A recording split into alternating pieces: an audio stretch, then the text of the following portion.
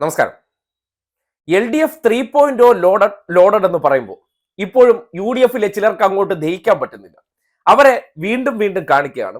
കഴിഞ്ഞ 9 വർഷത്തിനിടെ ഇവിടെ ആന്റി ഇൻകംബൻസി അഥവാ ഭരണവിരുദ്ധ വികാരമില്ല, അതൊക്കെ ഉണ്ടെന്നേ, അതൊന്നും ഇല്ല എന്നൊന്നും ആരും പറഞ്ഞില്ല.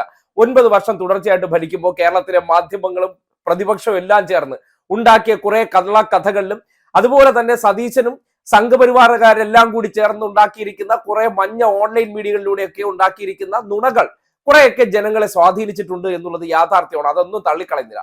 പക്ഷേ അതിനെയും മറികടന്ന് LDF 3.0 എന്ന് പറഞ്ഞാൽ 3.0 എന്നുള്ള കാര്യത്തിൽ ഒരു സംശയവും വേണ്ടത്. അതിനുവേണ്ടി കുറച്ച് പ്രതികരണങ്ങൾ കൂടി നിങ്ങളെ കേൾപ്പിക്കുകയാണ്. കാര്യം ജനങ്ങളുടെ മനസ്സിലുണ്ട് മുഖ്യമന്ത്രി ആരായിരിക്കണം, മുഖ്യമന്ത്രി എന്നുള്ള നിലയ്ക്ക് ആ സ്ഥാനത്തിരിക്കാൻ ഇന്ന് കേരളത്തിൽ തലപ്പൊക്കമുള്ള നേതാവ് ആരാണ്, അല്ലെങ്കിൽ മുഖ്യമന്ത്രി കസേരയ്ക്ക് അനുയോജ്യൻ ആരാണെന്ന് ചോദിച്ചാൽ ഒറ്റ ഉത്തരമേ ഉള്ളൂ. ഞാൻ പറഞ്ഞതല്ല, ഞാൻ ചിത്രീകരിച്ചതുമല്ല, നാട്ടുകാർ പറയുന്നതാണ്. കേരളത്തിൽ അടുത്ത മുഖ്യമന്ത്രി ആരായിരിക്കും? പിണറായി വിജയൻ. കേരളത്തിലെ അടുത്ത മുഖ്യമന്ത്രി പിണറായി വിജയൻ. പിണറായി തന്നെ. രമേശ് ചെന്നിത്തല. കേരളത്തിലായിരിക്കും വെച്ചാൽ പിണറായി എന്നെ വലിച്ചോട്ടെ. നാടിന്റെ വളർച്ചയ്ക്കുള്ളൊരു മുഖ്യമന്ത്രി വരണമെന്ന് മുഖ്യമന്ത്രി പിണറായി തന്നെ. പിണറായി വിജയൻ തന്നെയായിരിക്കും. ഒരുപാട് കാര്യങ്ങൾ അയാൾ ഇപ്പൊ ചെയ്തില്ലേ ഈ 10 കൊല്ലം കൊണ്ട്. ചേട്ടൻ തന്നെയായിരിക്കും. പുട്ടിന് പീര പോലെ ഇടയ്ക്ക് ചെന്നിത്തല എന്നൊക്കെ പറയുന്നുണ്ട്. പക്ഷെ സതീശന്റെ കാര്യമാണ് വളരെ കഷ്ടം.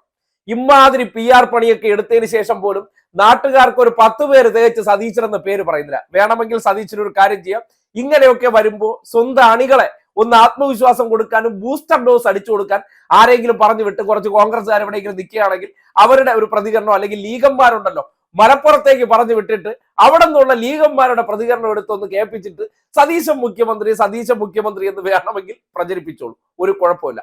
പക്ഷേ ഉള്ളിൽ തട്ടി പറയുന്നു എന്ന് പറയുന്ന ഒരു കാര്യമുണ്ട്. അതായത് കഴിഞ്ഞ 9 വർഷത്തിന്റെ ജീവിത അനുഭവങ്ങൾ ചിലർക്കുണ്ടാക്കിയിരിക്കുന്ന തോന്നലുകളുണ്ട്.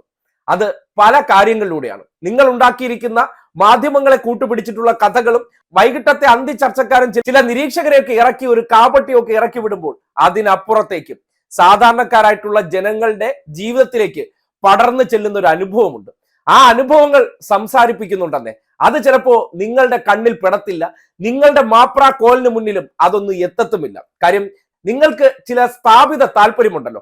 ആ സ്ഥാപിത താല്പര്യങ്ങൾക്കപ്പുറം ഒരു ഭരണാധികാരി എന്നുള്ള നിലയ്ക്ക് അദ്ദേഹത്തിന് ഒരു അവസരം ഈ നാടിനെ സേവിക്കാൻ കിട്ടിയ സന്ദർഭത്തിൽ അദ്ദേഹം ചെയ്ത പ്രവർത്തനങ്ങൾ അത് കൃത്യമായി അടയാളപ്പെടുത്തിയിട്ടുണ്ടെന്നേ, ഒരു സംശയമില്ല.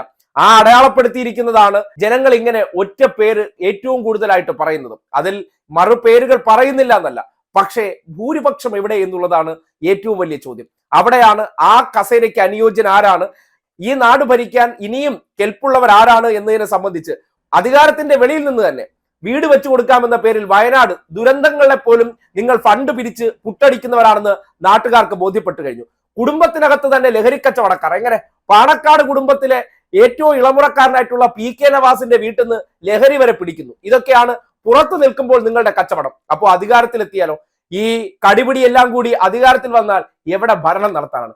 അങ്ങനെ ഒരു ഏകോപനവും ഇല്ലാത്ത സംവിധാനത്തെ അധികാരത്തിൽ കൊണ്ടുവരണമെന്ന് ഒരു ജനവും ആഗ്രഹിക്കുന്നില്ല. അതുകൊണ്ടാണ് ഒരു തരത്തിലും അധികാര തർക്കങ്ങൾ ഇല്ലാത്ത ഒരു സംവിധാനം വീണ്ടും തുടരട്ടെ എന്നും ഒരു പേര് വീണ്ടും വീണ്ടും അവർ ഉറച്ചു പറയാൻ കാരണം ഒരു ലീഡർ എന്നുള്ള നിലയ്ക്ക് അദ്ദേഹം കാട്ടിയ ലീഡർഷിപ്പ് ക്വാളിറ്റി ഉണ്ട്.